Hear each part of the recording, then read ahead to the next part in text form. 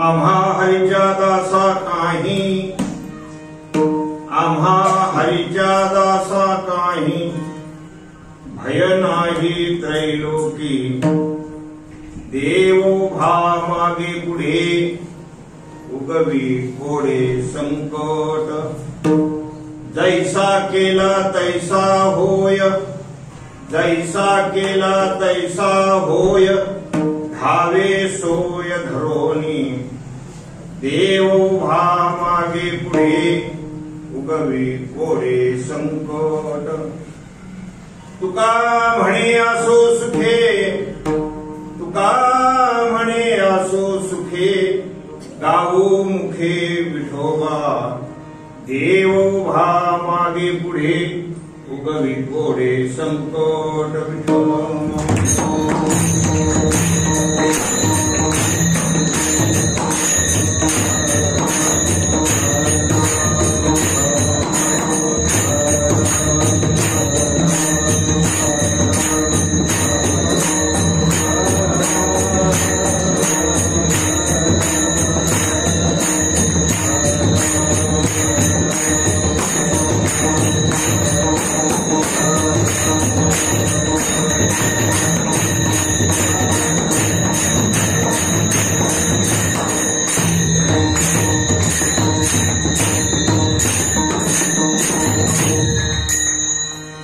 नमो विश्वरूपा विष्णुमाय बापा अपारंपा पांडुरंगा.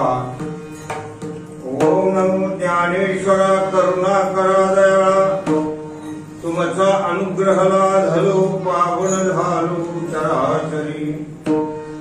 शरण शरण एकनाथा पायी माथा ठेविला, नका पाहू गुण दोष झालो दास पाया. मंगला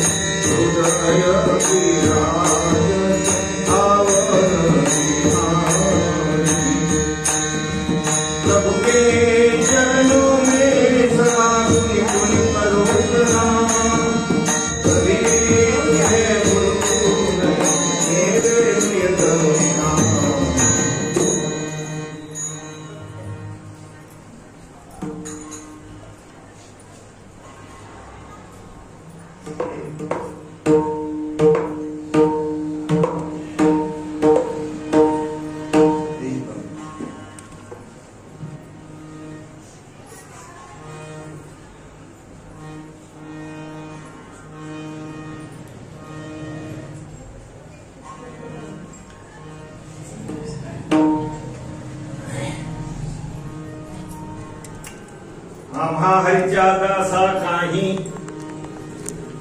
भय नाही त्रैलोकी, देव उभा मागे पुढे, उगवी कोडे संकट.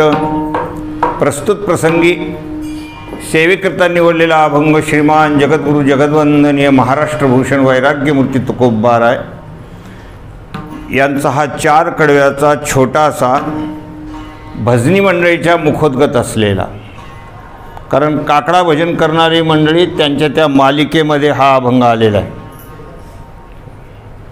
त्यांच्या पाठ्यातला असलेला अभंग, त्यामुळे आणखी सोपा आणि भगवत भक्तांचं सामर्थ्य सांगणारा अभंग आहे. विठ्ठल विठ्ठल.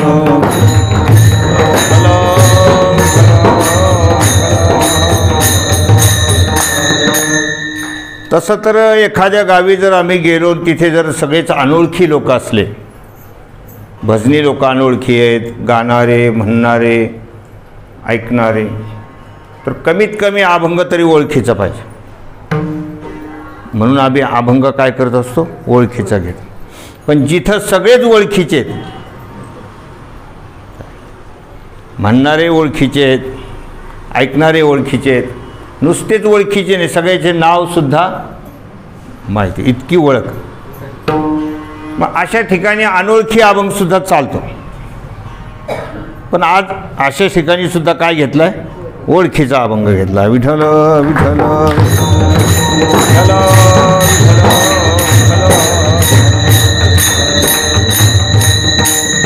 मनुष्य शरीराची जी इति कर्तव्यता आहे ते भगवंताचं भक्त होण्यामध्ये आहे. तरीच जन्मा यावे दास विठोबाचे भावे. या जन्माला आल्याचं सार्थक एकच आहे की आपण भगवंताचं भक्त बनलो पाहिजे. भगवंताचं भक्त बनायचं म्हणजे नेमकं काय बनायचं, भगवंताला सर्व काही समर्पण करायचं. समर्पिली काया जीवे भावे पंढरीराया. काया वाचा चित्त चरणी ठेविले गहाण. काया वाचा चित्त चरणी ठेविले गहाण.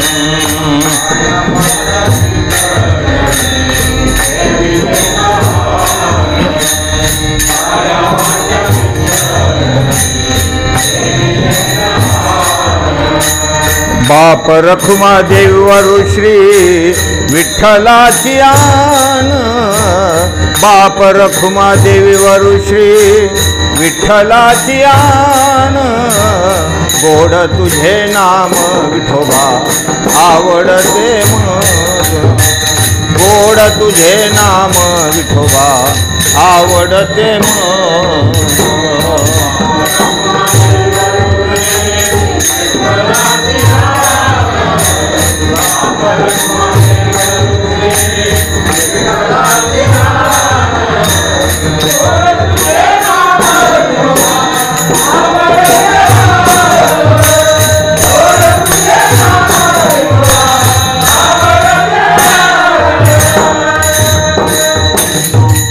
काया वाचा चित्त चरणी ठेविले गहाण.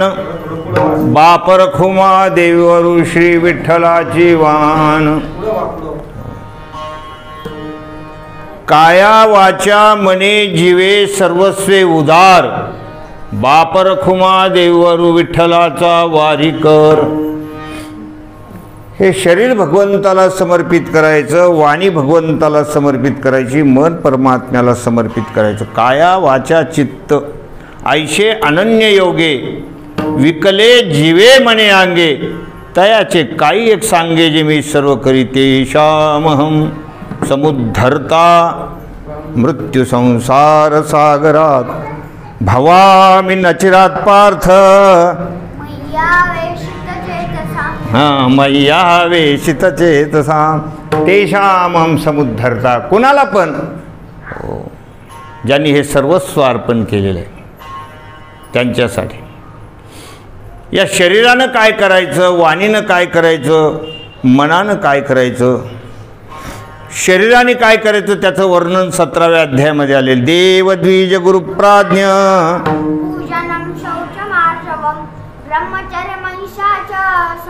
शारीरम तप उच्यते. देवद्विज गुरुप्राज्ञ पूजनम शौचम आर्जवम असं वर्णन केलेलं आहे. आपण देवाचं पूजन करायला पाहिजे. देव द्विज म्हणजे ब्राह्मण, देव द्विज गुरु आपले जे सद्गुरू आहेत. गुरुर्ब्रह्मा गुरुर्विष्णू गुरुर्देवो महेश्वर गुरु साक्षात परब्रह्म तस्मै श्री गुरवे नमः. सद्गुरूंचं पूजन. देव द्विज गुरु प्राज्ञ. प्राज्ञ म्हणजे कोणत्याही यातीतल्या असू द्या पण अधिकार संपन्न आहे, महात्मा पुरुष आहे. मग त्याच्या जातीचा विचार केला जात नाही. तुका म्हणे याती हो का भल तयाची भलती.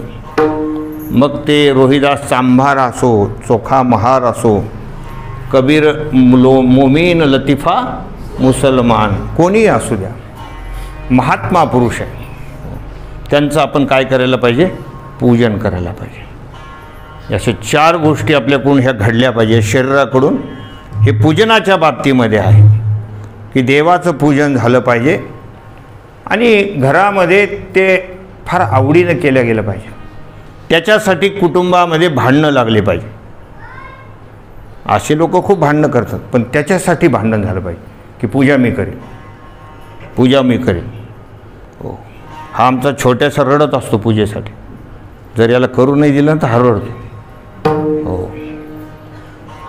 की मला का नाही करू दे, मी गंध लावी, हो मी देवाला न्हाऊ घाली, अशा प्रकारचा. असं एखाद्याच्या घरात जर भांडणं झाले याच्यासाठी तर समजून घ्यायचं की नक्कीच भाग्याचा उदय झालेला आहे. देवाच्या पूजेसाठी. हो, देवपूजा का करावी? चित्तशुद्धीसाठी करावी. पूजोनी देवा पाहिजे, पेरोनी शेता जाईजे. खूप प्रेमानं खूप मनोभावे देवाचं पूजन करावं, स्वच्छ करावं. हे हात वो भगवान का पूजन किया करे. आता भक्ती नाही इथे, नाहीतर मग तुम्हाला कळालं असतं की त्याचे काय स्वर असतात.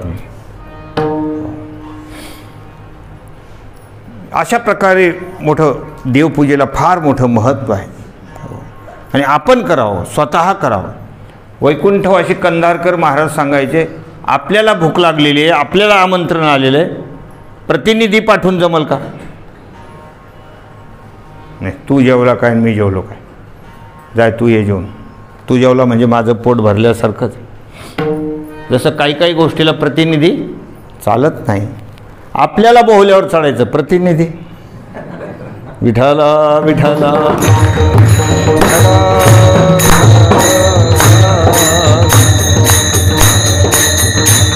तसंच हे कशासाठी सांगितलं तुम्हाला वाटेल भाऊ महाराज काहीतरी उदाहरण देऊ लागले. याच्यासाठी नाही, तेवढी आवड, तितकी आवड पाहिजे, तितकी रुची पाहिजे भगवंताच्या पूजनाच्या बाबतीमध्ये. हे शारीर तप आहे, आपण स्वतः करावं. मोठमोठे कुटुंब जे असतात, अगोदर खेड्यापाड्यात मोठे मोठे कुटुंब राहायचे, 4-5 भावाचं कुटुंब, कधी कधी 8-8 भावाचं कुटुंब राहायचं. कारण अगोदरचे आशीर्वादही तसेच होते. अष्टपुत्र सौभाग्यवती भव. 8-8, 10-10 मुलं असायचे.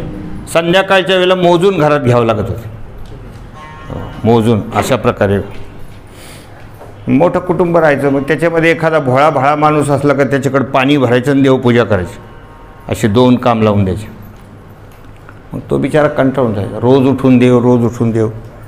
आणि देव पण देवघरामध्ये थोडे पाहिजे, ज्याच्यावर आपली खूप निष्ठा आहे. मग पांडुरंगाची मूर्ती असो, बाळकृष्णाची मूर्ती असो, हे सगळं आपण जास्त मूर्त्या पांगू नये. मग ते अगोदरच्या देवघरामध्ये ते टाक नावाचे देवराचे एवढे एवढे चांदीचे काही शिक्के साक्के. हो, पुन्हा त्या ठिकाणी शालिग्रामाचे असे दगड जे असे शालिग्राम वगैरे असे बरेच देवघर भला मोठा. मग ती पूजासुद्धा माणसाला कंटाळवाणी होऊन जाते. इतके देव कधी घेणार आणि काय करणार. आम्ही तर विनोदानं सांगत असतो की माणूस एकदम फार कंटाळून गेला त्या पूजेला आणि म्हटलं आता मी इथं राहत नाही, सासूरवाडीला जाऊन राहतो. तिकडं महिनाभर राहतो. म्हणजे पूजेला कंटाळून गेलो आणि सासूरवाडीला गेला. सासूबाई वाट बघत होत्या. वाट पाहे बाहे निढळी ठेवून हात. असं समोरच त्या दरवाजाजवळ हात देऊन उभ्या होत्या. जावायला पाहिल्याबरोबर खुश झाल्या. म्हणजे जावई बाबू काय आज योगायोग, काय तुम्ही आलात. सकाळी हे गडबडीत निघून गेले, आज देवपूजेलाच कोणी नव्हतं. त्याने डोक्यावर मारून घेतलं. म्हणलं जर आता देवपूजा नाही केली तर मला सासू जेव घालणार नाही. काही हरकत नाही म्हणले, योगायोग. हो, योगायोग म्हणून तो देवपूजेला बसला. घरी याच्या 100 देव तर सासूरवाडीत 200 देव. सासूरवाडी श्रीमंत, श्रीमंत सासूरवाडी करायलाही पाहिजे. हो, सासूरवाडी कशी पाहिजे? श्रीमंत पाहिजे. बरं असतं ते की नाही. असे एवढे देव कधी स्नान करणार, काय करणार. म्हणून त्यांनी ते सगळे मोजून एका बादलीत घेतले आणि ती बादली विहिरीत नेऊन बुडवली. असं मंत्र म्हणून वगैरे. हो, खाली वर केले, आले, पुन्हा मोजून ठेवले तर ते 199 भरले. अरे म्हणले ह्या गडबडीत एक देव गेला. एका देवानं आत्महत्या केली. म्हणजे एक देव मेला. आणि कोणी असो, एका जातीचे देव राहतात ना सगळे. मग आता सगळ्या देवाला सुतक आलं. म्हणजे आता 10-12 दिवस काही पूजा करायला चालत नाही. त्यांनी सगळ्या देवावर भस्म टाकून दिलं. असं सगळं भस्म टाकून दिलं. सासूबाई म्हणल्या, अहो जावई बापू अशी काय पूजा केली? म्हणले, अहो अशी अशी घटना घडली, होऊ नये ते झालं. दुर्घटना झाली, म्हणले अपघाती एकाचं निधन झालं एका देवाचं. त्यामुळे सगळ्या देवाला सुतक आलं. हे आता 10-12 दिवस काही पूजा करता येणार नाही. सासूबाई भोळ्या स्वभावाच्या म्हणले, बरोबर आहे, म्हणले सुतकात चालतच नाही. 10-12 दिवसापर्यंत सुतकात पूजा चालत नाही, पण पुरणपोळी चालते बरं. सुतकामध्ये नाना प्रकारचे पक्वान्न लोक खातात. फक्त देवपूजा जर सोडली बाकी सणासण जेवणं असतात. हो, मग ते म्हणले बाकी सगळं चालतं, फक्त पूजा चालत नाही. मग 10-12 दिवस खूप पंचपक्वानाच्या मेजवान्या वगैरे झोडल्या आणि शेवटी आता ते सुतक फिटायची वेळ आली. म्हणले पुन्हा पूजा माझ्या अंगावर बस. म्हणले येतो मी आता, आधी इथं राहत नाही. रस्त्याने निघाला, पण विचार करायला लागला. घरी गेलं तरी तेच देव दिसायला लागले. आता काय करावं? म्हणले काय करावं, याच्यापेक्षा आपणच संपून टाकू म्हणजे आपलं जीवन देवपूजेला कंटाळून. आणि स्वतः आत्महत्या करण्यासाठी विहिरीजवळ गेला एका शेताच्या. तिथे एक दगड होता, तो दगड घेतला आणि एक सोल होती, ती सोलीने तो दगड कमरेला बांधायला लागला. पण दगड बांधून विहिरीत उडी टाकायचं त्याने ठरवलं. शेताच्या मालकानं लांबून पाहिलं. म्हणले बाप रे बाप, इतका तरुण मुलगा याच्यावर काय आपत्ती आली व का बरं असा हा करत असेल? पळत पळालं. म्हणजे बाबा काय झालं तुला, एवढा काय जीवावर उदार झाला? हो, मी तुला खाऊ पिऊ घालतो. म्हणले काही नाही, फक्त देवपूजा करायची आणि खुशाल जेवायची. विठाला विठाला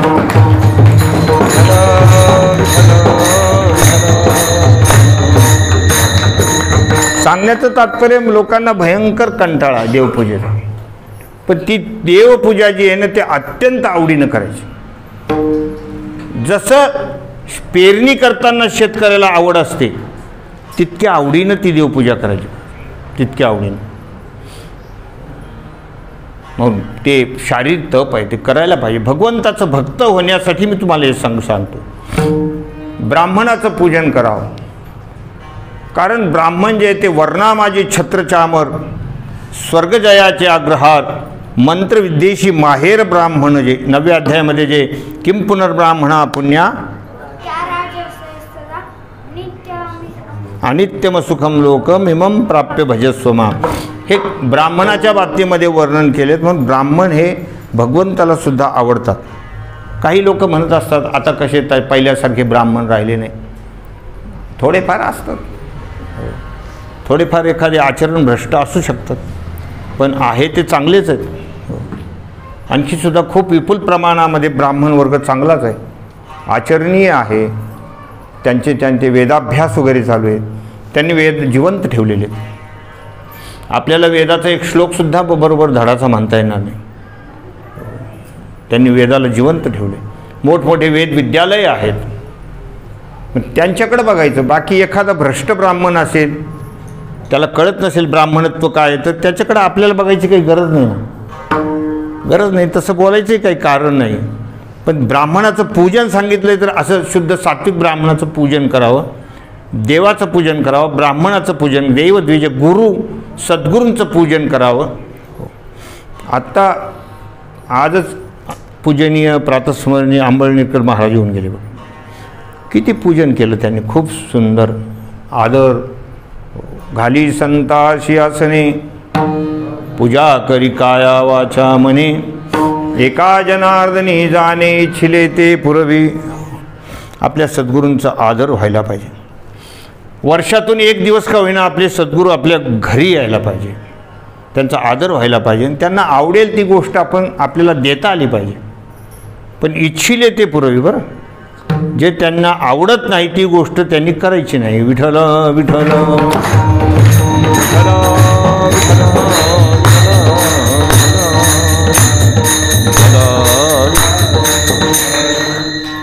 त्या एक टाकळी तिकडे बालम टाकळी बघा, तिथे आमचे वडील त्यांच्याकडून अनुग्रह घेतला एका ग्रस्तानं.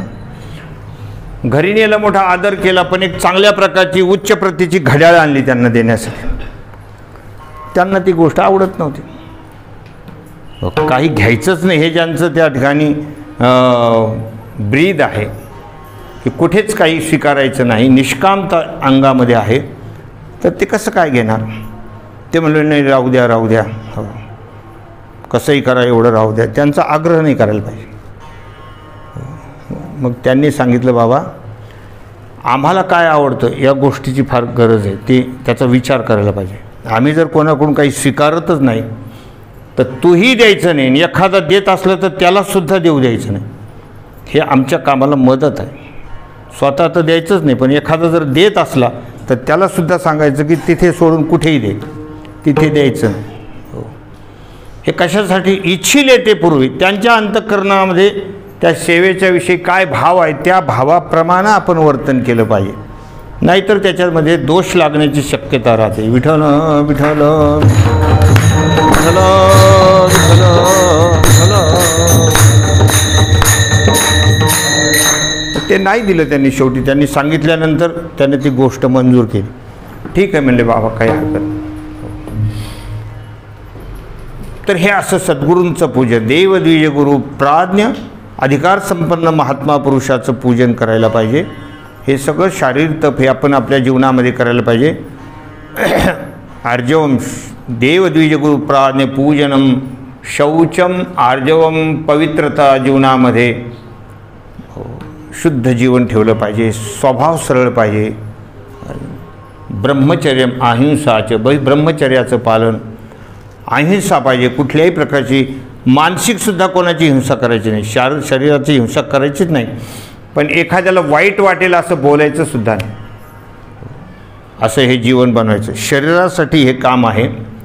वाणी जे आहे ते वाणीमध्ये भगवन नाम आहे. या वाणीनं ग्रंथाचं वाचन करायचं. अनुद्वेगकरम वाक्यम सत्यम प्रियम हितंचेत स्वाध्यायाभ्यसनम जैव वाङ्मयम तपोच्यते. कोणाला उद्वेग होईल अशा प्रकारची वाणी वापरायची नाही. अनुद्वेगकरम वाक्यम सत्य बोलायचं. सत्य बोलल्या तर त्याच्यामध्ये फार मोठी शक्ती आहे.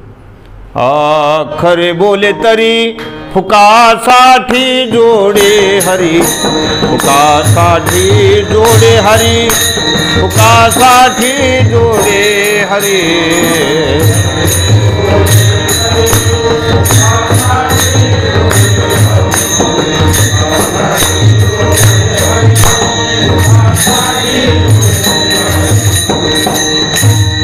ही एक तपश्चर्या आहे. खरं बोलायचं शिकायचं. कुठलाही प्रसंग असू द्या. जसं लहान बालक असतं ते खरं बोलतं. आईबाप त्याला शिकवतात, असं कशाला बोलला, असं बोलायचं. कोणी आपल्याला भेटायला आलं तर त्याला सांग मी घरी नाही म्हणून. हा कुठं असतो? घरी. त्याला सांग. त्या गॅलरीमध्ये जाऊन सांग की मी घरी नाही. मग ते बालक निरागस असतं. ते म्हणते माझे बाबा म्हणले त्याला सांग मी घरी नाही. ते निरागस बालक असतं. आणि ते सगळं जिकडं तिकडं झाल्यानंतर तो त्यालाच मारतो. असं बोलत असतात का, असं बोलत असतात का. म्हणजे खोटं बोलण्याचं कोण शिकवलं? हो, त्यांनी. लहान बालक फार खरं बोलतात. कुठेतरी जेवताना मला एक दुधावरची साय दिली ताटामध्ये. मी म्हणलं साईवर तर महिलांचं खूप प्रेम असतं, मला कशी काय वाढली हो. कारण शेण साई उतरण जावई हे त्यांचे आवडीचे विषय. ही मला कसं काय ताटात आली. 2-2.5 वर्षाचं लेकरू होतं. तो म्हणला बाबा आज ना आमच्या इथं दादा दुधामध्ये मांजरीनं तोंड घातलं. म्हणलं त्याच्यामुळं आली काय इकडं. हो. तर सांगण्याचं तात्पर्य मुलं जसे निरागस सत्य बोलतात तसं सत्य बोलायचं काय. सत्यम ब्रूयात.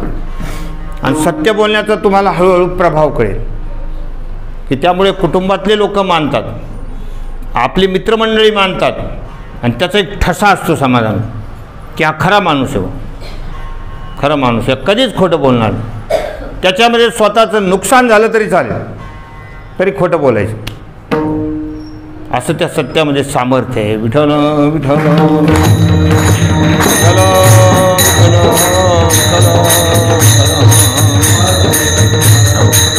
म्हणून अनुद्वेगकरम वाक्यम सत्यम प्रियम हितंचेत स्वाध्यायाभ्यसनम चैव वाङ्मयम तपोच्यते. मनप्रसाद सौम्यत्व मौनमात्म्य निग्रह भावसंशुद्धी. मानसिक तप म्हणजे आपले जे भाव आहेत ते शुद्ध असले पाहिजे. भाव शुद्ध असले पाहिजे. जिकडे आपण बघू तिकडे आपल्याला परमात्म्याचं दर्शन घडलं पाहिजे. एखाद्याला बघून आपल्या अंतःकरणामध्ये द्वेष निर्माण होता कामा नये. याला मनाची शुद्धी म्हणतात. भावसंशुद्धी ही सर्व ठिकाणी माझा भगवानच आहे अशा प्रकारचा भाव असला पाहिजे. हे मनाची प्रसन्नता हे सगळं आहे. ज्याला मन प्रसन्न झालं ना त्याची अशी स्थिती असते. माऊलीनं तर त्या दुसऱ्या अध्यायामध्ये बहारदारीची ओवी लिहिलेली. बहारदारीची ओवी हे प्रसादे सर्व दुःखाणां हानी रस्योपजायते वतिष्ठते. म्हणजे देखे अखंडित प्रसन्नता आथी जेथ चित्ता तेथ रिगणे नाही समजता संसार दुःखा. ज्याचं मन शुद्ध झालेलं आहे ना त्याला संसारातलं कुठलंच दुःख होत नाही. कुठलंच दुःख होत नाही. अशा प्रकारची त्याची अवस्था होते. म्हणजे ह्या सगळ्या अंगानं आपण जर करत राहिलो शरीरानं मनानं वाणीनं तर आपण भगवंताचे भक्त होतो. आणि भगवंताचे भक्त हे दांभिक नसायला पाहिजे. दुसऱ्याला दाखवण्यापुरता माळा, दुसऱ्याला दाखवण्यापुरते गंध, फेटे, अमुक धमुक, टाळ, विणा, चिपळ्या हे दुसऱ्याला दाखवण्यासाठी नाही. शुद्ध भक्ती पाहिजे. भगवंताला आवडणारी भक्ती पाहिजे. दंभे करू भक्ती सोंग दाऊ जना. सोंग दाखवणारी ती भक्ती नको. अंतरी भावना वेगळिया दंभे करू भक्ती सोंग दाऊ जन. दांभिकपणा नसायला पाहिजे. असा तो भक्त असला पाहिजे. तर त्या भक्ताचं सामर्थ्य या अभंगामध्ये सांगितलेलं. जगद्गुरु तुकोबाराय सांगतात आम्हा सर्व हरिदासांना कुठे त्रिभुवनात आम्हाला भय नाही इतकं आमचं निर्भय जीवन होऊन जातं. हे पहिल्या कडव्यामध्ये वर्णन केलं.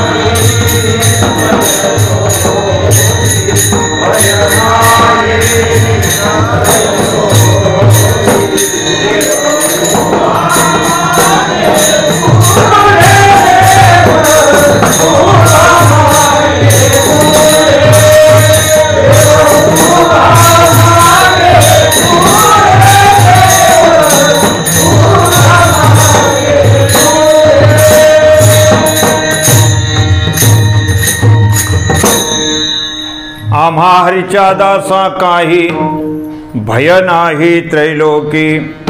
तुकोबाराय सांगतात जे जे कोणी भगवंताचे भक्त भगवंताचे दास असतील त्यांना त्रैलोक्यामध्ये भय नाही. तुकोबाराय काही हे स्वतःचं एकट्यासाठी बोलतात असं नाही. सर्व भगवत भक्तासाठी सर्व हरिदासाठी वापरलेलं वाक्य. आम्हा हरीच्या दासा काही. ज्याप्रमाणे मी सुरुवातीला पूर्वपीठिका मांडली त्या पद्धतीनं जे हरीचे दास असतील भगवंताची भक्ती करीत असतील काया वाचा मनानं भगवंताची भक्ती करणारे असतील तर त्यांना त्रैलोक्यात कुठं भय नाही. निर्भय जीवन होणं म्हणजेच भगवंताचा साक्षात्कार. निर्भय कुठल्याही प्रकारचं भय हरिजनी काही न धरावे मनी. नारायणायसा सखा काय जगाचा हा लेखा. कुठल्याही प्रकारचं भय नाही असं हे जीवन आहे. त्रैलोक्यात भय नाही. म्हणजे हे त्रैलोक्य शब्द वापरला म्हणजे हे 3 भुवनच असं त्याचा अर्थ होत नाही. हे 14 ताळाची माडी आहे. हो, या 14 ताळामध्ये आम्हाला कुठेही भय नाही. त्रैलोक्य हे एक बोलण्याची भाषा आहे. त्याच्यामध्ये सगळं आलं. ते त्रैलोक्यामध्ये सगळं ब्रह्मांड आलं. जसं अवघेची त्रैलोक्य. वायर आलं का?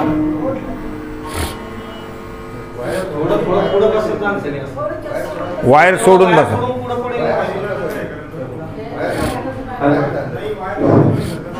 थोडंसं इकडे यायचं. इकडे जागा आहे थोडी थोडी. का असं आहे? थोडं थोडं पुढे आहे ना.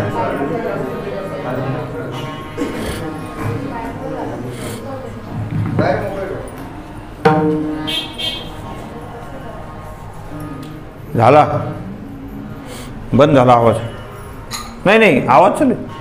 ते मधलं ते सुरू झालं होतं ते बरोबर आहे. भय नाही त्रैलोकी. त्रैलोक्य म्हणजे सगळं ब्रह्मांड.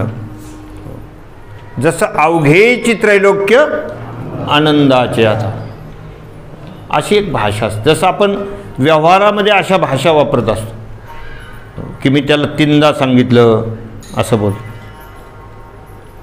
मी तर त्याला 17दा म्हणलो. म्हणजे ते काही मोजून थोडंच असतं 17दा म्हणजे. मी तर त्याला 17दा म्हणतो. तू म्हणतो अरे तू 17दा म्हणलो पण त्याने ऐकलं का? तो यासारखे 56 गेले. तुझ्यासारखे किती गेले? 56. मग काय मोजून 56 राहतात का? ते बोलण्याची भाषा आहे. त्याच्यात सगळं आलं असं त्याचा अर्थ होतो. जाऊ द्या राव ते काय ऐकणार आहे का? राहू द्या आपली झाकली मूठ. किती? का बरं 1.5 लाखाची नाही, लाखाची नाही, 1.25 लाखाचीच का बरं? प्रघात आहे बोलण्याचे प्रघात. तसं त्रैलोक्य या शब्दामध्ये सगळं ब्रह्मांड आलं. त्या भगवत भक्ताला कुठेही ब्रह्मांडामध्ये सुद्धा भय नाही. कोणी त्यांचं काही बिघाडू शकत नाही. भूमीवर कोण ऐसा, भूमीवर कोण ऐसा,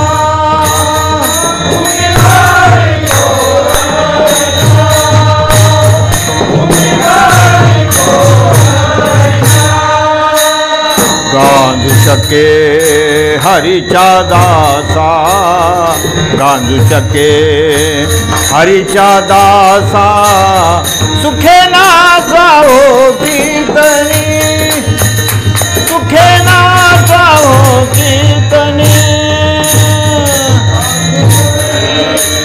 हरीच्या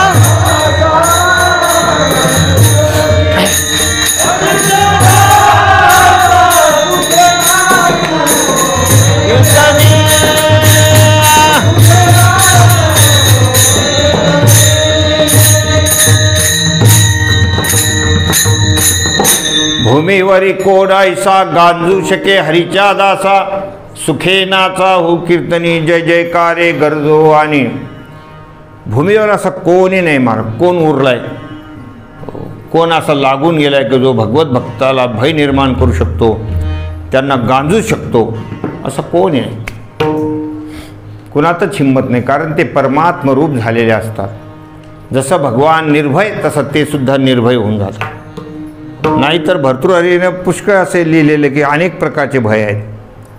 भोगे रोग भयम, कुले च्युती भयम, वित्ते नृपालाद भयम, माने दैन्य भयम, बले रिपु भयम, रूपे जरायाद भयम शास्त्रे वाद भयम तपेंद्रिय भयम काये कृतांतात भयम सर्वं वस्तु भयम भुवींद्रनाम विष्णुपदम निर्भयम.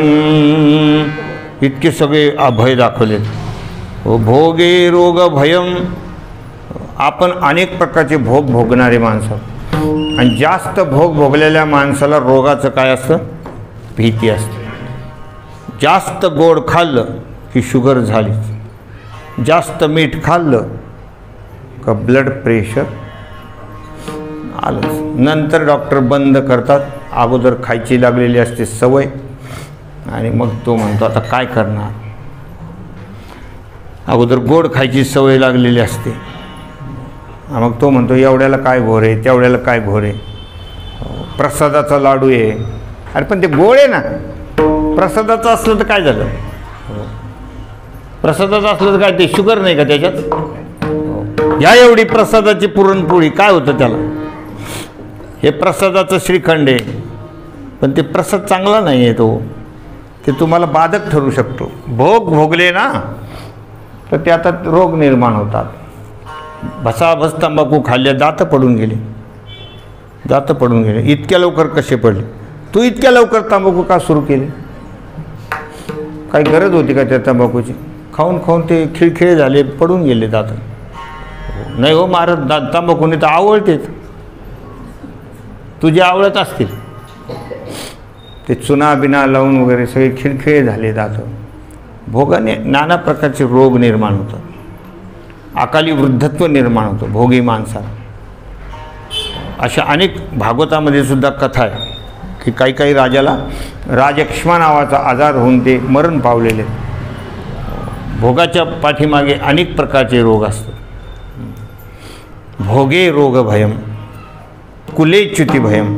एखादा फार कुलवान मनुष्य असला तर एखाद्या कारणाने त्या कुलापासून ते खाली येऊ शकतो, घसरू शकतो काही कारणाने. कुलवान माणसाला ह्या गोष्टी शोभल्या का असं माणसं होतं. कुलवान माणसानं फार जीवन आपलं चाकोरीत जगलं पाहिजे, नाही तर लोक नाव ठेवतात. एवढ्या चांगल्या घराण्याची माणसं आणि त्याला शोभलं का? त्यांनी तिथं कसायला बसायला पाहिजे होतं. शेवटी त्याला पाजलीच ना, मग त्याचं नाव जातं. कुले च्युती भयम वित्ते नृपालाद भयम. खूप पैसा वाढला तर राजाचं टॅक्सचं भय असतं त्याला. कुठे लपवायचं, काय लपवायचं असे असतं टॅक्सचं. जसं मोदी सरकारने जाहीर केलं की आज रात से 500 और 1000 की नोट बंद हो जाए, असं जाहीर ज्यावेळेला केलं त्या रात्री अनेक श्रीमंताच्या झोपा उडाल्या. आमच्यासारख्याला खूप जास्त झोपा लागल्या, कारण पैसेच नाही तर काय करणार. काय करणार त्याला उगीच त्याची तळमळ काही नाही. पण श्रीमंत लोक मात्र परेशान झाले, कारण ते आता आपलं सगळं संपून जाणार. कुठे लपवायचं, काय लपवायचं अशी स्थिती झाली राजाचा. वित्तीय नृपालाद भयम. पैसा वाढला की त्याच्यात सेल टॅक्स, इन्कम टॅक्स, अमुक तमुक, हिशोब टिशोब हे सगळं चालूच असतं. वित्तीय नृपालाद भयम माने दैन्य भयम. खूप मानमान्यता जर माणसाला आली आणि जर गरिबी आली तर त्याची मानमान्यता निघून जाते. कारण पैशाला जास्त मान असतो ना. पैसा तेरे 3 नाम परशा परशुन परशुराम. पैशावाला माणूस असला की त्याला काही जरी नाही आलं तर हमारे परशुराम पटेल, काही नाही, सही पण करता येत नाही. पण धनवान मनुष्य आहे, पैसा आहे त्याच्याकडे आणि आपलं काम करणार आहे, आपल्या वेळेला काम येतो. म्हणून बखत पडे बाका तो गधे को बोलो काका. म्हणजे पैशाचा मानमान्यता. पण मानमान्यता निघून जाते जर हे जर आलं, गरिबी आली तर. वित्ते या दैन्य भयम बले रिपू भयम. खूप बलवान मनुष्य असलं तरी एखादा त्याला शत्रू मिळाला, त्याला शत्रूची भीती असते. किती पैलवान असू दे, त्याला प्रतिपैलवान भेटल्याशिवाय राहत नाही. कसंही असू द्या तुम्ही, म्हणजे किती बलवान असलं तरी बले रिपू भयम, त्यात शत्रूचं भय असतं. बले रिपू भयम हे सगळ्या गोष्टी असतात. माने दैन्य भयम बले रिपू भयम रूपे जरायात भयम. खूप रूपवान आपण असतो तारुण्यामध्ये तर त्याला म्हातारपणाचं भय आहे की नाही? जास्त रूपवान मनुष्य असतात, हो, पण ते तारुण्य असतं. तारुण्य 2-4 दिवसाचं आहे, थोड्या वर्षाचं असतं ते. जोबन धन पाहुना दिनचारा, जाका गर्व किया सो गवारा. जोबन धन पाहुना दिनचारा. जोबन म्हणजे यौवन, तारुण्य, हे 4 दिवसाचा पाहुणा आहे बस. बाहुल्यावर चढल्यानंतर पुढच्या वर्षी पहा.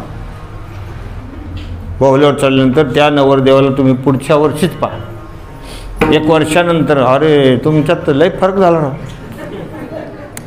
काय तुम्ही दिसत होते, काय त्या घोड्यावर जसं काय छत्रपती शिवाजी महाराज की जय, आणि तुम्ही तर असं कसं काय दिसू राहिले, लय ताण आहे राव.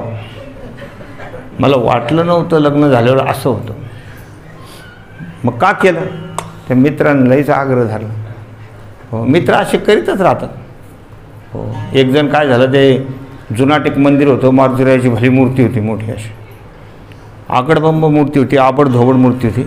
अशी तपासता तपासता मारुतीचं नाक मोठं होतं, त्याच्यात बोट गेलं, त्याच्यात होता इंचू. त्यानं दिला ठणका, जसा ठणका दिला आयो आयो, पण तो माणूस भलता हुशार. तो मला मी एकटाच कसा ठणका खाऊ. मग त्याने बोट दाबून धरलं, दुसऱ्याला बोललं, म्हणलं इकडे. अरे यार काय मारुतीच्या नाकातून गार हवा येते, राईट थंडगार, कुठून कसं कनेक्शन लागलं काही कळतच नाही. तो मला असं जसं त्याने घातलं तसं दणका, आय आय त्याचं तोंड दाबलं, दम म्हणजे अजून 2-4 लोकाला डासायचेत म्हणजे. हो, तोपर्यंत आळडू नको, एक खटेच सगळे आळडू. तसे उन्हाळ्याचे दिवस आले का लोक म्हणते घ्या उरकून, घ्या उरकून. पण तुझी काय बोंब पडली, तू काय मोठा समाधानी झाला काय, अशा प्रकारची स्थिती होती. तो सांगण्याचं तात्पर्य असं आहे की सगळे आपल्या मागे एक एक एक एक अशा प्रकारचे भय लागलेले आहेत. विठ्ठल विठ्ठल.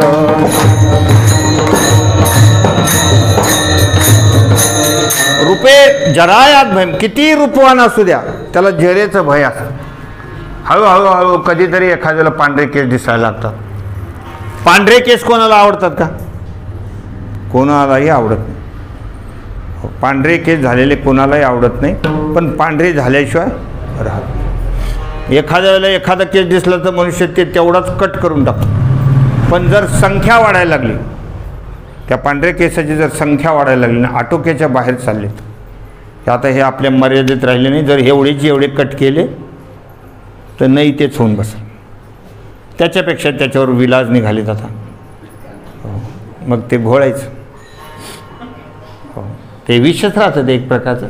हेअर डाय म्हणजे एक प्रकारचं विष आहे ना. विष नसलं तर चाटून पहा, कोण पहा, तुम्हाला कळेल कसं आहे ते. विषारी वस्तू आहे ती खूप. हो, ते असं घोळायचं भले असं थेतडून ठेवायचं. काही मेंद्या लावतात, काही मैलं तर ह्या असं जसं वाटलं शबरी आहे का काय असं लावून असं. हो, असं वाटतं तिथंच भगवंताची वाट तर नाही पाहू राहिली. हो, बराच वेळ ते वाळून द्यायचं, नंतर ते धुवायचं. मग हेअर डाय लावायचं, पुन्हा ते काळे बिळे करायचे. 2-3 दिवसानंतर पुन्हा कुठं मोठं ते सुरूच. ते काय ओरिजिनल कुठं जाणार आहे हो. ओरिजिनल पांढरे झाले ते काय डुप्लिकेट थोडंच आहे. खरोखरच पांढरे झाले ते कितपर्यंत धरणार आहे. त्या हेअर डाय कवर राहील तिथं. हो, ते बी हळूहळू सोडून देतं त्याला. हो, तुम्हाला इकडं कशाला आणलं, तुम्हाला इकडं कशाला आणलं, तो आहे तसंच राहून दे. ते असं निघत, जसं आहे तसं राहू दे, ते निघून झालं. मग रूपे जरायात भयम. रूपवान माणसाला म्हातारपणाचं भय. पहिल्यापासून जे थोडा आबडधोबड दिसायला त्याला एवढं वाईट वाटत नाही, पण पहिल्यापासून जे सुंदर आहेत ना त्यांना म्हातारपणातले दुःख होतं. हो, ते पुरुष असो महिला असो. कसं काय नव्हती सुरायली मी. आधी वेगळंच होतं. त्यांना जास्त पश्चाताप येतो. असं कसं झालं, असं कसं. पण जे पहिल्यापासून आबडधोबडे ते म्हणते आपलं पहिल्यापासूनच आहे. हो, त्यांना काही वाटत नाही, आपण पहिलेच तसे आहेत, आता काय. हो, पण सुंदर माणसाला जास्त त्रास होतो. रूपे जरायात भयम, शास्त्रे वाद भयम. शास्त्र जर शिकलो तर वादावादी करतात लोक. हो, याच्यात काय लिहिलेलं आहे, त्याच्यात काय लिहिलं आहे. हो, हे असं का लिहिलं, ते तसं का लिहिलं. शास्त्र शिकलो काही आम्ही ग्रंथ वाचतो तर लोक विचारित राहतात, इथं असं का लिहिलं, तिथं तसं का लिहिलं. कुंभकर्ण एवढा मोठा खरंच होता का, आणि तो खरंच नाश्त्याला 60 म्हशी खात होता का. तुला काय करायचं त्याचा नाश्ता बघायला, काही आपल्याला जायचं आहे का, काही आपल्याला मदत करायची आहे का काय. नाही एवढा मोठा कसं काय तो कुंभकर्ण, खरंच 6 महिने झोपत असेल का, आपल्याला काही खरं वाटत. असे लोक काही काही प्रश्न विचारत राहतात.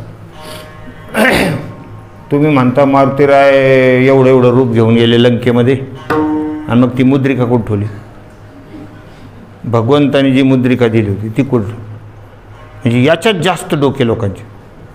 अरे आहे ना बाबा हनुमान चालिसामध्ये लिहिलेलं, प्रभु मुद्रिका मेली मुख माही, जलधी लांघी गये आचरज नाही, असं लिहिलेलं आहे. पण ते पटत नाही माणसाला.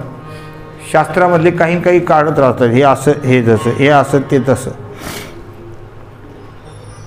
पंडित माणूस गावामध्ये गेला तर म्हणजे मला काहीतरी प्रश्न विचारला, मी खूप शास्त्र शिकलेलं आहे. म्हणजे आलेले आपल्या गावातल्या देवबाप्पाला बोलून आण रे, त्यांना विचारायला म्हणजे देवबाप्पा आले, म्हणजे मला एक प्रश्न विचारायचं त्याचं उत्तर द्या. म्हणले काय, म्हणले धबनब्या म्हणजे काय, धबनब्या. ते म्हणले 1-2-3 दिवस लागतील, मला ग्रंथात काही अजून तो शब्द सापडला नाही, तरी मी प्रयत्न करतो. मग त्यांनी ग्रंथ उचकायला सुरुवात केली, कुठंच काही सापडायला तयार नाही.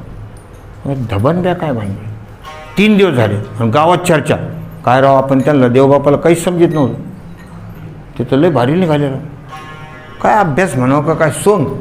लोक खेड्यात कशाचं वर्णन करतात, लईच आपले देवबाप्पा हुशार, लईच आपले देवबाप्पा हुशार. अरे मोठ्या पंडिताला त्यांनी गार करून टाकलं. आणि मग 2-3 दिवसांनी ते खरोखरच पंडित म्हणले मला काही कुठं सापडायला तयार नाही, तुम्ही उत्तर द्यावं. अरे काय राव म्हणले, सोपी गोष्ट. त्या दिवशी म्हणले आम्ही ती लाकडाची मुळी घेऊन आलो आणि ते आपल्या पर्सामध्ये वासरू बांधलेलं होतं. माझ्या काही ध्यानात नाही आलं, ती मुळी जशी मी धपकन टाकली तर त्याने ब्या केलं. हे धबन ते ब्या, धबन ब्या. अरे बा, आता कधी मेळ लागायचा धबन ब्या. हो, त्या पंडिताचं एवढी खोपडी फेकली. म्हणले 3 दिवस रात्रंदिवस झटे घेत होतो, रात्री कंदीला लावून बसले ते ग्रंथात पाहू राहिलो. ते जे जिज्ञासू लोक असतात त्यांना ते बघितल्याशिवाय चैन पडत नाही. 3 दिवस हैराण केलं म्हणले. मग ते फार हुशार होते, त्यांनी गावकऱ्याला बोलवलं. खरोखर तुमचं मोठं भाग्य की तुमच्या गावाला असे ब्राह्मण मिळाले. काय विद्वत्ता आहे का सोगे बोलायचे, असे ब्राह्मण मिळाले. तुम्ही इतक्या दिवस सगळे तुमचा पूर्ण वेळ सगळा मूर्खपणात गेला, म्हणजे तुम्हाला शहाणपण आलंच नाही. अरे असे जे महाराज असतात ना, यांच्या केसात डोक्याचा केस असा उपटून आपल्या कमराला ठेवायला पाहिजे. असं कातरून नाही चालत बरं, कातरून. अरे असं भाग्य, अशा व्यक्ती त्याने योगायोगाने मोठे मोठे केस वाढवलेले. धरा म्हणले याला आणि उपटून घ्या, तसे घेऊ नका, जसं लोकाला सांगायचा उशीर.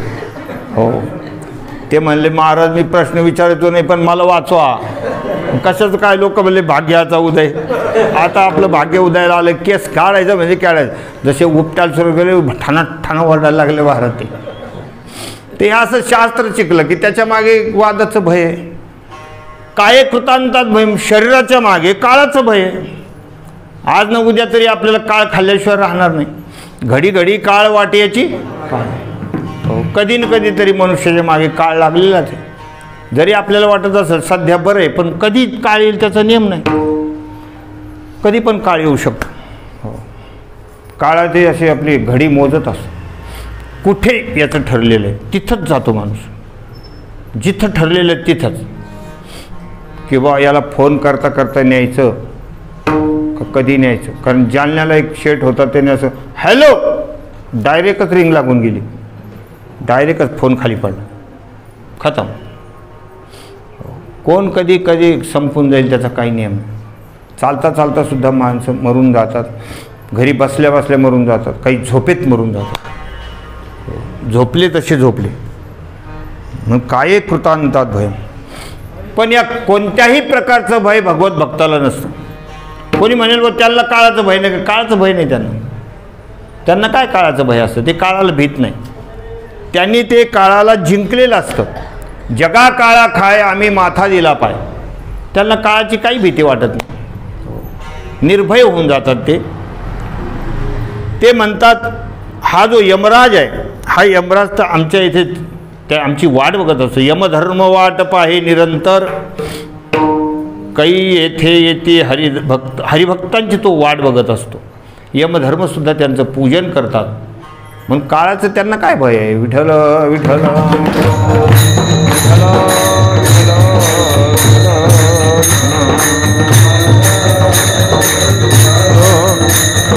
त्याचं कारण काया वाचा मन सगळं भगवंताला समर्पित केल्यामुळं त्यांची या देहावरची आसक्तीच गेलेली असते. म्हणजे भक्ताईशे जाना जे देही उदास गेले अशा पाश निवारोनी, ध्यासक्ती गेलेली असते. भगवंताच्या भक्तीमध्ये मन रंगलेलं असतं. मन जिथे आहे तशी त्यांची स्थिती असते. सुखदुःख हे मनाला लागतात. चित्ता सुखदुःखे कळो येते. सुखदुःख ह्या ज्या भावना आहेत ना, ह्या मनाच्या भावना. तर ते मनच भगवंतामध्ये लीन झालेलं असल्यामुळं त्यांना कोणत्याही प्रकारचं भय नाही. भोगातून रोगाचं भय नाही, कशाचंच भय नसतं. ते निर्भय असतात, निर्भय. अनेक भगवत भक्तांच्या सानिध्यामध्ये जाऊन आम्ही बघितलं, ते शरीर जर्जर झालं तरी त्या जरेलाही भीत नाही, कशालाच भीत नाही. अखंड प्रभूचं चिंतन चालू असतं. ध्यासक्ती सुटलेली असते. आम्ही पैठणला बघितलं, प्रातस्मरणीय मदन महाराज कडाक्याच्या थंडीमध्ये उघडे चालले होते, असे अंगावर काहीच नव्हतं. त्यांना विचारलं, म्हणले महाराज तुमच्या अंगावर काही नाही, थंडी खूप आहे. ते म्हणले कुत्र्याच्या अंगावर काय? म्हणले कुत्रं आहे. म्हणजे ते त्याच्यात आणि माझ्यात तुम्हाला काय फरक दिसला? ते असं म्हणून फरक काय? म्हणले त्याच्यात जे चैतन्य ते माझ्यात चैतन्य. त्याचं फक्त उपाधी वेगळी, माझी उपाधी वेगळी, पण चैतन्याच्या अंगाने आम्ही एकच आहोत म्हणून असं त्यांचं ते बोध झालेला असतो. अशा उच्च ज्ञानावर, भगवन नामावर, सद्गुरुनिष्ठेवर, अशा अनेक गोष्टीवर ते आरूढ असल्यामुळे ते सर्व भयातून मुक्त झालेले असतात. म्हणून आम्हा हरीच्या दासा काही भय नाही.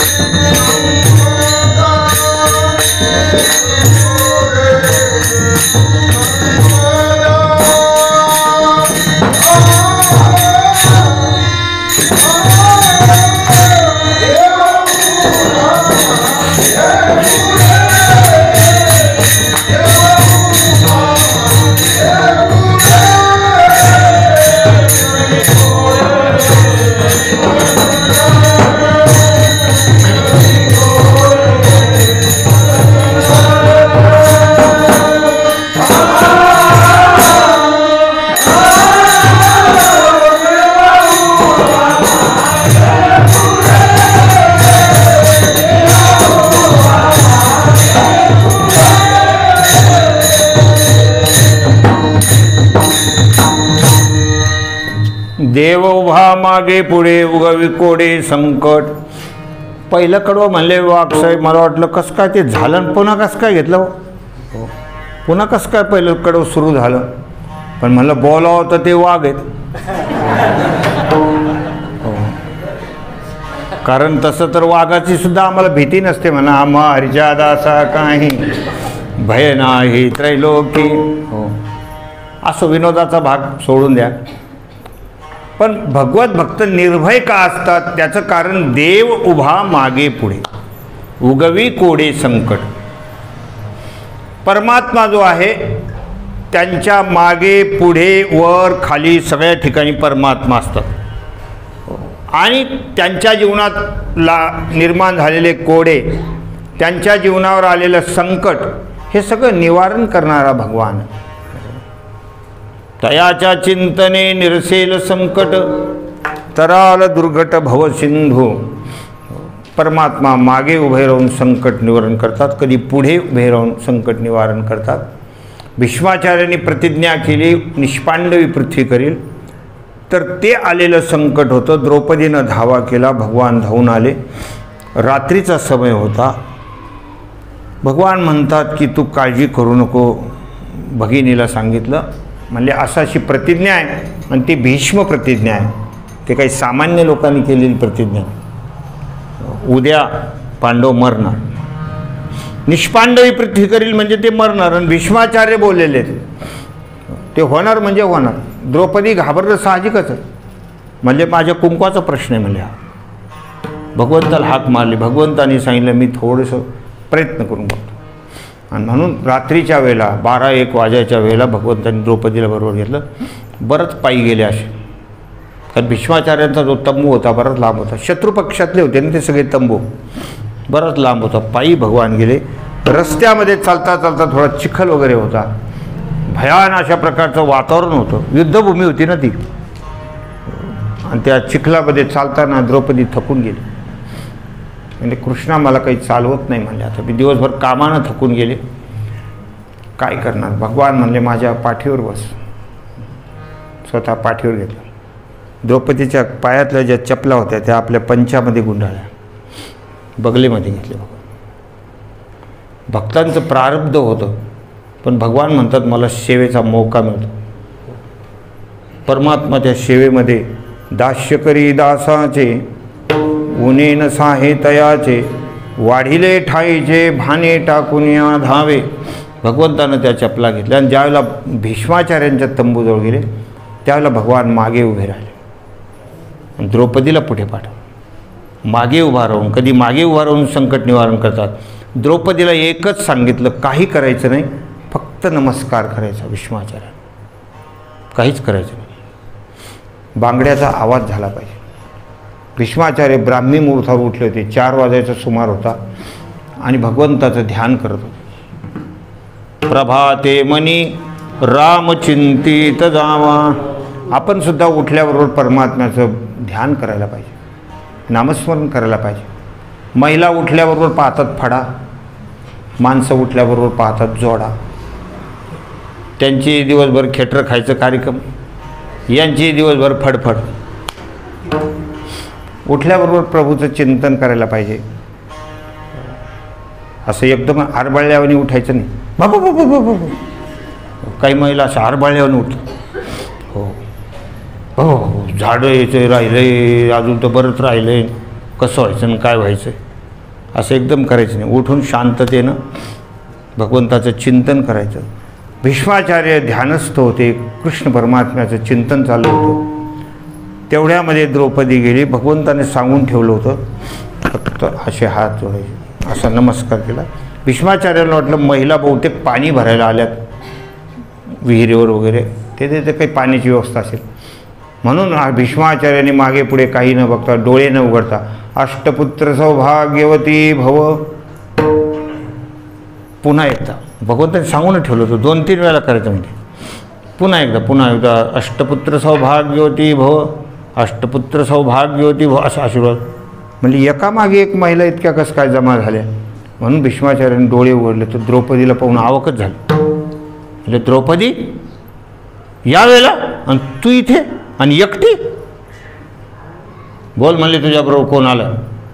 भगवान असे महाराज पितांबर टाकून झोपले होते.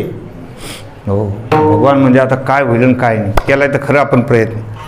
हो, परमात्मा असे झोपून गेले. द्रौपदीने सांगितलं नाही म्हणले, मी एकटी नाही आले, कृष्णानं आणलं. भीष्माचार्य येऊन बाहेर पाहताय तर कृष्ण परमात्म्याला नमस्कार केला. म्हणले प्रभू आता माझ्या मुखातून तर शब्द निघालेले आहेत, मी निष्पांडवी पृथ्वी करील. म्हणले बघू, म्हणले तुमचा आशीर्वाद खरा करायचा का काय करायचं. पेचात आणलं ना त्यांना. भीष्मपण केला खरा धनुर्धरा रक्षिले, हे जे आहे भगवंताने पेचात आणला, आशीर्वाद देऊन टाकला. आणि मग त्या युद्धप्रसंगामध्ये अनेक गोष्टी घडल्या. भगवानही धावून गेले 1-2 वेळेला. भीष्माचार्यांनी सांगितलं होतं, कारण दुर्योधन जो होता ना, तो नुसतं एवढं ऐकून गपचूप बसला नव्हता की मी उद्या संध्याकाळी निष्पांडवी पृथ्वी करील. त्याने चुपचाप असायला पाहिजे होतं. पण हे दुष्ट लोक फार बेकार असतात. म्हणजे जर नाही झाली तर याची काही गरज. भीष्माचार्यांच्या शक्तीचं त्यांना माहिती होतं ना दुर्योधनाला, तेवढं ऐकून चुपचाप निघून जायला पाहिजे होतं ना. पण जर नाही झाली तर, मग नाही झाली तर मी शस्त्र ठेवून देईल, पुन्हा युद्ध करणार नाही. भगवंताने बरोबर ओळखलं, म्हणजे आता हा कार्यक्रम करायला हरकत नाही. म्हणून तिथून पुढे ते युद्ध त्यांनी थांबवलं, असं त्याचा अर्थ आहे. मग द्रौपदीच्या मागे उभा राहून द्रौपदीचं रक्षण केलं. अर्जुनावर त्या ठिकाणी निर्वाणीचे पाणी येऊ लागले म्हणून भगवान पुढे रथावर होते. हो देखा नवलतया प्रभूचे अद्भुत प्रेम भक्ताचे, जय सारथपण पार्थाचे करतो असे, पायिकू पाठीशी घातला आपण पुढा राहिला, तेने पांचजन्य स्फुरिला अवलीळाची. अशा प्रकारे भगवान अर्जुनाच्या समोर, पुढे, द्रौपदीच्या मागे, असे वेगवेगळ्या प्रसंगाने भगवंतानं भक्ताला संकटातून सोडवलेलं आहे. ज्या ज्या वेळेला भक्तावर संकट येईल त्या त्यावेळेला परमात्मा धावून आलेले आहेत आणि त्या प्रसंगानं भगवंतानं रूप धारण केले आणि भक्तांना संकटातून सोडवलेले आहे. विठ्ठल विठ्ठल विठ्ठल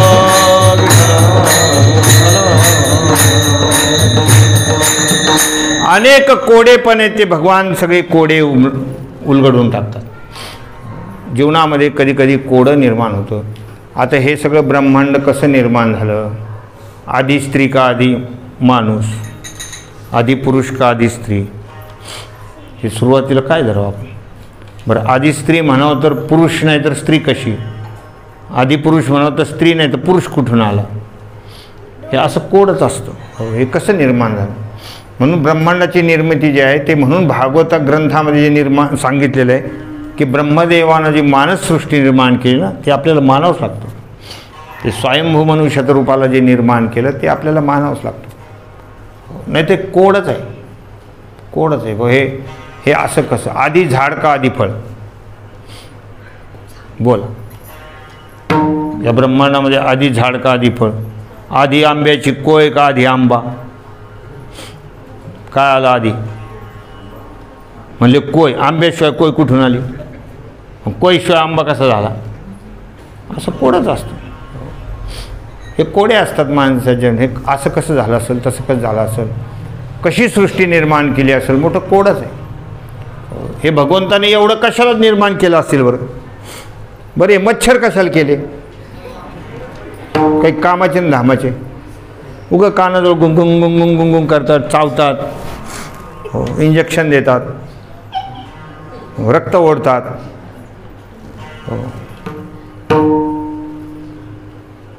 असे ते असतात. ढेकणं कशाला निर्माण केले? ढेकणं कशाला निर्माण केले? रात को खाओ पिओ, दिन को आराम करो. अशा प्रकारे रात्री खातात, रक्त ओढतात. हे असे सगळे जे कशासाठी निर्माण केले भगवंताला माहिती आहे त्याचं काय कोड आहे ते.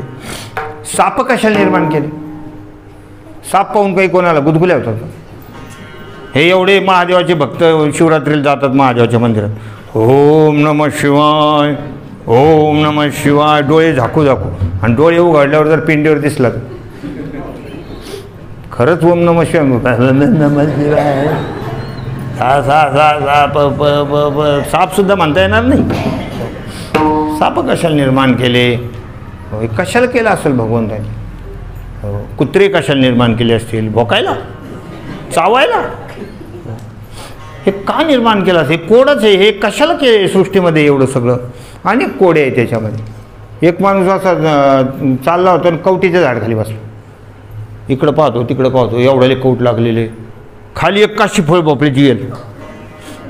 कवटाला खाली लगे बुडाला, एवढाले काशीफळ भोपळे. तो म्हणला देवाने ब्रह्मांड निर्माण केलं पण काही मेळ बसवता नाही आला. बरोबर त्यांना सुचलं नाही देवाला, अरे एवढी बोटा एवढी वेल नाही तर त्याला एवढ्याला फळ लावलं, आणि एवढी मोठी कौट एवढे फळ. काय सृष्टी निर्माण करायचं कार्यक्रम असं कुठं राहतं का? तेवढ्यात हवा सुटली, एक कौट वरून निसटलं, याच्या काउटवर पडलं, खाक कन एकदम झांज झाली त्याला, एकदम झांज झाली. 2 मिनटं काही सुधारायला तयार नाही. अरे बाप रे बाप, म्हणजे काशीफळ भोपळं जर ते वर लावलं असतं ना तर आज आपलं समाधी संजीवन हरिपाठ हो आज आपलं इथंच काम झालं असतं ना. मग देव करतो ते बरोबर आहे, नाही लावलं वर एवढं मोठं फळ, काशीफळ इथं राहू दिलं बरं आहे. म्हणजे हे सगळं ब्रह्मांडाचं कोड आहे, आपल्याला कळणार नाही काय आहे ते. त्याचा उकाला करायचं काही, डोकं लावायचं काही गरज नाही. हे असं कसं झालं आणि ते तसं, हे कसं निर्माण केलं असेल, ते कशाला निर्माण केलं असेल, ते काही बरं ते मोठं कोड. हे सगळे कोडे साधू संताला भगवत भक्ताला सुटून जातात. एकच असतं त्यांचं की जिकडे तिकडे त्यांना परमात्म्याशिवाय दुसरं काही दिसतच नाही, कोडं संपून गेलं. म्हणून उगवे कोडे संकट, देव उभा मागे पुढे उगवी कोडे संकट, विठोबा रखुमाई जय विठोबा रखुमाई जय विठोबा रखुमाई विठोबा रखुमाई विठोबा रखुमाई विठोबा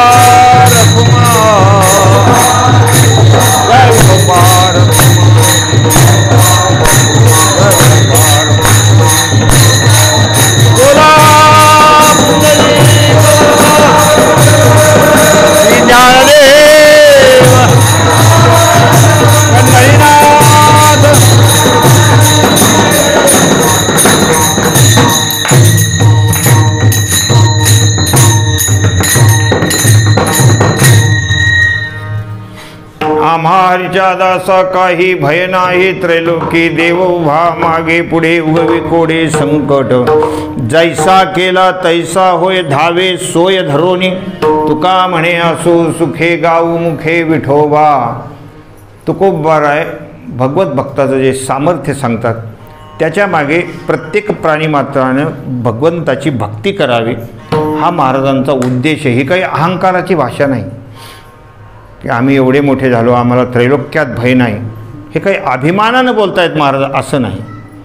महाराजांची तळमळ अशी आहे की प्रत्येकाला जे हे शरीर मिळालेले ते भगवंताची भक्ती करण्याकरता मिळाले, म्हणून प्रत्येकाने भक्ती करून भगवंताचं दास व्हावं. भगवंताचा दास झाला, भगवंताचा भक्त झाला तर त्याचं निर्भय जीवन होतं. परमात्मा त्याच्यावर कृपा करतात. जैसा केला तैसा होय धावे सोय धरून, जसा प्रसंग असेल त्याप्रमाणे भगवान सोय बघून येतो की आता इथं नेमकं कशा पद्धतीनं आपल्याला यावं लागेल. हो, मग तो प्रसंग जसा असेल तसा. जसं दामाजी पंतावर संकट आलं, त्यांनी ती सगळी कोठी लुटून घेतली आणि आता त्यांना पकडण्यात आलं. दामाजीनं लुटली हो कोठी, आता काय करायचं? आपल्या भक्तावर संकट आलं, बादशाह याला फाशीची शिक्षा देऊ शकतात. मग भगवान म्हणतात आता नेमकं काय करायला पाहिजे, मग आता कशा पद्धतीने इथे यायला पाहिजे? तर झाला महार पंढरीनाथ, झाला महार पंढरीनाथ. भगवान महार रूप घेतलं. नेसला मलिन लंगोटी, घेतली हातामध्ये काठी, घोंगडी टाकली पाठी, करी जोहार दरबारात. बादशाहकडे गेले. दामाजी पंताला तर धरूनच आणत होते, ते वाटेतच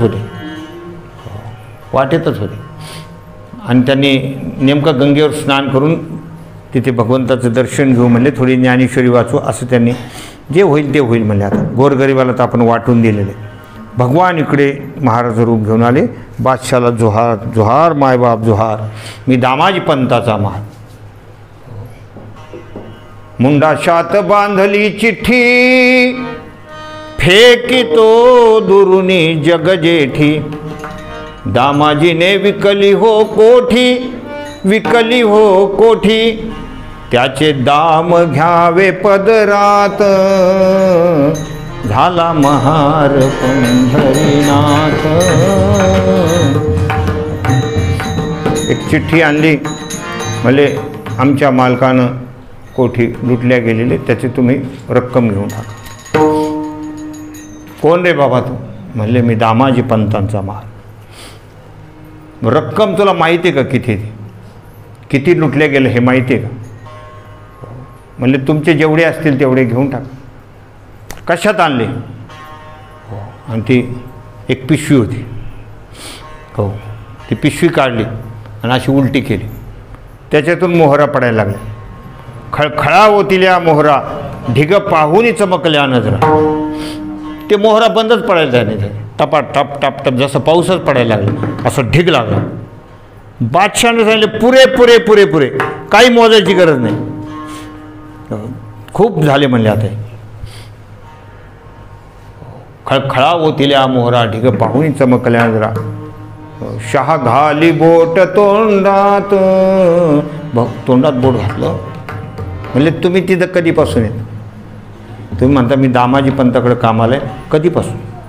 म्हणले मी त्यांना सोडून कुठेच गेलेलो नाही, मी तिथे कायमचाच आहे, पहिल्यापासून आहे. काय देतात तुला? म्हणजे काही नाही, 1 लक्ष. म्हणले माझ्याकडे मी तुला 2 लक्ष देत जाईल. म्हणले मला 2 लक्ष तर चालत नाही, मी 1 लक्षावरच येतो. तरी अवधान एकले दिजे, त्याच्यावरच मी येतो. झाला म्हणले माझा हिशोब. भगवान अंतर्धान झाले. दामाजी पंतांनी ज्ञानेश्वरी उघडली इकडे, तर त्याच्यामध्ये पावती, ती संपूर्ण मालाची रक्कम मिळून गेली. दामाजी पंत म्हणतात हे कसं काय, ही पावती इथं कसं काय आली? पण त्या धरणाऱ्यांनी सोडलं नाही, पकडून आणलं, बादशाहसमोर उभं केलं. बादशाहसमोर उभं केलं, बादशाहच म्हणला ही सोडा म्हणले. त्यांचे पैसे आले. दामाजी पंतांनी सांगितलं मी दिलेच नाही तर आले कसे? अरे तुझ्या हाताखाली काम करणारा आला, तो म्हणत होता मी दामाजी पंतांचा महार म्हणून, त्याने हे पैसे दिले. काय नाव सांगितलं? म्हणले विठ्ठल, विठोबा. विठोबा आला. दामाजी पंतांच्या डोळ्यातून पाणी फिरू लागलं. म्हणजे परमात्मा माझ्यासाठी महार झाले. आणि ते बादशाहनं सांगितलं, म्हणले तुझ्या इथं तो कामाला आहे, माझ्याशी लबाड बोलायचं नाही, मला त्याला एकदा पाहायचं नाही. दामाजी पंतांनी सांगितलं मीच पाहिलं नाही तर तुम्हाला कसं काय दाखवायचं? मला बाकी भानगड सांगायचे नाही. जर तुम्हाला त्याला दाखवलं नाही तर मी दगड तुझ्यासमोर ठेवून टक्कर घेऊन जीव देऊन टाकेल. मला दाखवावंच लागेल म्हणजे. दामाजी पंतांनी भगवंताला हाक मारली. देवा म्हणले मीच पण तुम्हाला पाहिलं नाही, पण आता माझ्या या बादशाहाला सुद्धा बघण्याची इच्छा आहे आणि मला पण बघण्याची इच्छा आहे. एकदा तुम्ही जे रूप घेऊन आलात त्या रूपात तुम्ही या. भगवान तिथं प्रगट झाले. म्हणजे कशासाठी? जसं संकट येईल त्याप्रमाणे भगवान बनलेले आहेत. जसं संकट येईल तसं त्यावेळेला भगवान कधीच संकोचित झाले नाही की हे रूप कसं काय घेऊ. देवादिकावर संकट आलं तर भगवंतानं मोही रूपसुद्धा घेतलं. समुद्रमंथनं ज्या वेळेला संकट आलं तर कच्छ रूप घेतलं भगवंताने. अनेक 10 सोय धरून भक्तांच्यावर आलेल्या संकटासाठी त्याप्रमाणे भगवान आले. चोखोबारायाकडे त्या ठिकाणी बहीण म्हणून आले. चोखोबाची बहीण झाल्या शारंगधर, वहिनी उघडा दार हाका मारी. आणि सगळं बाळणपणाचं काम केलं. ते काही फार चांगले काम असतं. त्या बाळशेपाचे वास ते काही चांगलं असतं का? घरामध्ये कसं होतं ते भले शेगड्या लावलेल्या नामुकन धमुकन ते लेकरू दिवसभर आडत आहे चालूच असतं या सगळ्या गोष्टी. पण भगवंताने ते सगळे छोटे मोठे जेवढे काम असतील तेवढे केले. 10 सोय धरोणी. तुकोबाराय सांगतात आम्ही फक्त त्या ठिकाणी एकच काम करतो.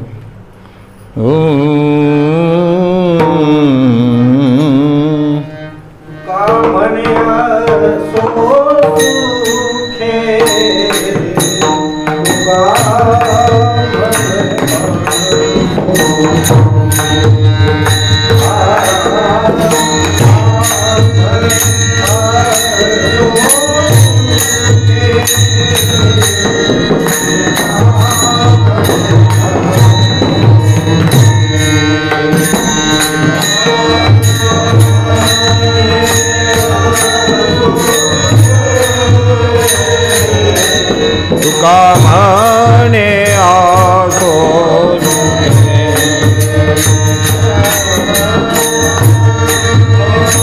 आसो सुखे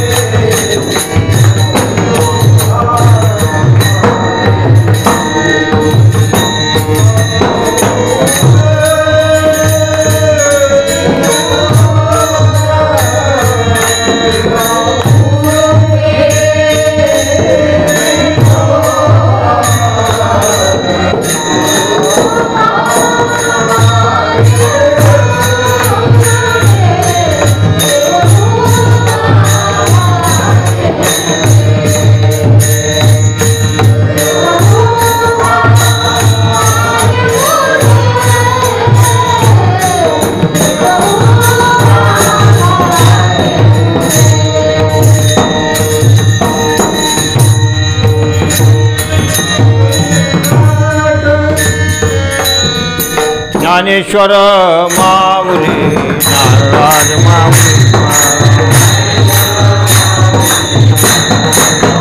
जय जय ज्ञानेश्वर माऊली नाराज माऊली जय जय ज्ञानेश्वर माऊली नाराज